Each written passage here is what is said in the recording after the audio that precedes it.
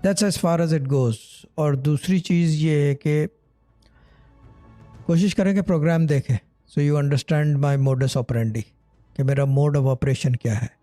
میں ایک الگ نظام سے چلتا ہوں، میں طریقے سے چلتا ہوں، میں اس طریقے سے چلتا ہوں جس کے اندر وہ راضی ہو جائے، کیونکہ وہ راضی ہو گیا تو پورا جگ راضی ہو گیا. پھر کسی چیز کے سامنے کسی سے کوئی منت ترلے یا محتاجگی نہیں رہتی، پھر اس کی آگاہی میں دنیا جو ہے وہ آپ کی محتاج ہو جاتی ہے. People follow you. یہ بڑا علمی چیز ہے، یہ فلسفہ ہے اس علم کا.